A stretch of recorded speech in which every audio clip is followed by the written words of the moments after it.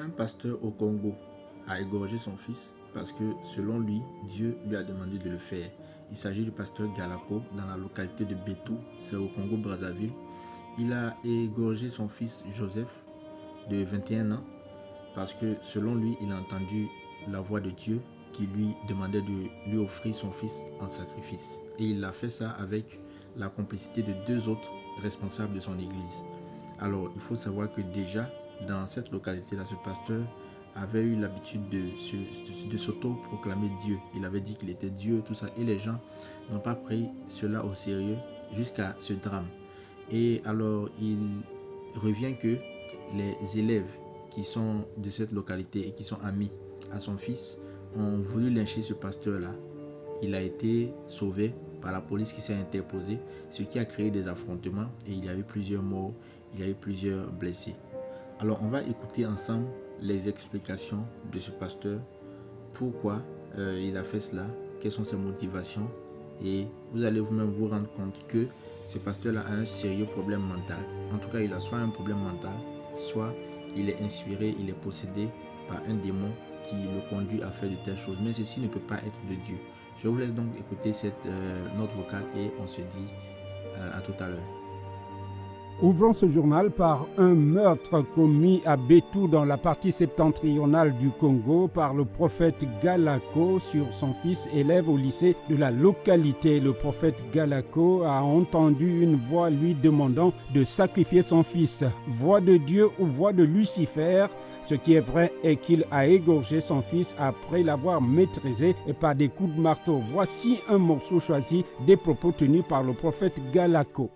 Daniel chapitre 7, verset 9 à 14. Il y a deux personnages là. L'un c'est la ciel des jours. Il a des cheveux blancs, yeux rouges. L'autre c'est celui-là qui vit avec des nuages. Le fils qui est né, qui est sorti au milieu des gens qui ont crié. Là c'est moi. Maintenant la ciel des jours là, c'était incarné en moi. Vous allez trouver même cette histoire en Apocalypse chapitre 1, verset 13 à 18. Le même être là qui a des yeux rouges, les cheveux blancs comme la laine, son visage comme le soleil. C'est celui-là même de Daniel qui s'était incarné en moi à l'âge de 21 années. Alors quand il s'était incarné, je lui avais promis que Seigneur, donne-moi un fils. Je veux un fils que je vais nommer le nom de Joseph. Je m'étais limité là. Ce fils te servira aussi. L'Éternel m'a donné. Je pensais que la première fille serait le fils. Ce n'était pas le fils. C'est Lyssi qui est à Chute. La deuxième fille, c'est Asnat, qui est la femme de Sabaï. Alors, le troisième fils là, c'est Joseph. Je lui ai nommé Joseph. Et c'est parce que c'était fini. Alors, le troisième, j'ai eu ce fils là.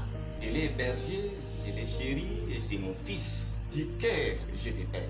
Imaginez que tout ce que je dis, c'est avec toute conscience, car je n'ai pas.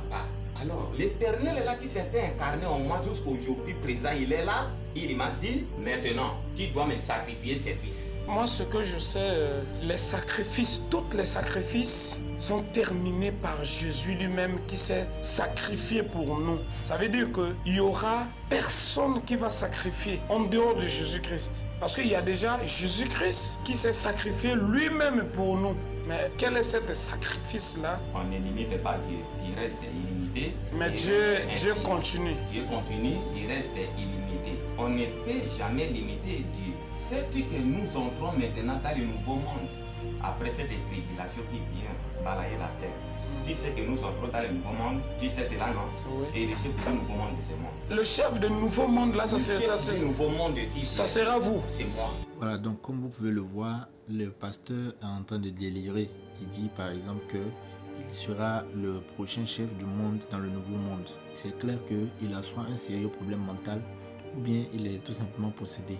Parce que Dieu ne peut pas inspirer un homme à faire de telles choses. Mais la question que je me pose, c'est comment est-ce que des leaders de son église, des responsables de son église ont pu le suivre dans une telle bêtise, dans un acte aussi ignoble. C'est ce que je ne comprends pas. Comment est-ce que le lavage de cerveau s'est fait à ce point-là? Et comme vous avez entendu dans la note vocale, il y a quelqu'un qui lui disait que le sacrifice de Jésus est ultime. Jésus-Christ a déjà payé le prix pour que plus jamais il n'y ait de sacrifice humain. Et même avant que Jésus-Christ ne meure à la croix de Golgotha, vous allez voir que Dieu n'a jamais accepté de sacrifice humain dans toute l'histoire de l'Ancien Testament. C'est vrai que dans le cas d'Abraham, Dieu lui a demandé de sacrifier son fils Isaac, mais vous allez voir que ce sacrifice n'a jamais eu lieu, parce que quand Abraham était sur le point de faire le sacrifice, Dieu lui a dit que c'était simplement pour éprouver sa foi. Et c'est ainsi que Dieu lui a offert un bélier qu'il a finalement sacrifié. Et donc Dieu n'a jamais et n'acceptera jamais de sacrifice humain. Il n'en demandera jamais. Parce que c'est contre sa nature, c'est contre sa volonté. Ça n'a rien à voir avec le fait de limiter Dieu, comme le pasteur le disait dans la note vocale. Mais c'est simplement parce que ce n'est pas conforme à la nature de Dieu que Dieu ne peut pas faire de telles choses. Voilà pourquoi aujourd'hui c'est important que nous puissions lire la parole de Dieu avec la révélation et l'illumination du Saint-Esprit. Sinon on s'expose à beaucoup de dérives et de perversions qui vont causer énormément de scandales dans le corps de Christ. C'est clair que, comme la parole de Dieu même le dit, les scandales vont toujours arriver. Mais à travers notre intimité avec le Saint-Esprit, à travers notre révélation de la parole de Dieu, nous pouvons faire en sorte que ces scandales-là soient rares dans le corps de Christ. Ce qui va permettre que beaucoup plus de personnes seront sauvées, moins de personnes seront découragées et beaucoup plus de personnes vont grandir dans leur foi en Jésus-Christ. Donc c'est important pour chacun de nous de marcher dans l'esprit, de méditer la parole de Dieu à la lumière de la révélation du Saint-Esprit, afin que nous ne soyons pas exposés à tout ce genre de dérives et de perversions. Voilà, donc c'est l'exhortation que je vous ai donnée aujourd'hui. Que le Seigneur nous bénisse et on se dit à bientôt. N'oubliez pas de vous abonner.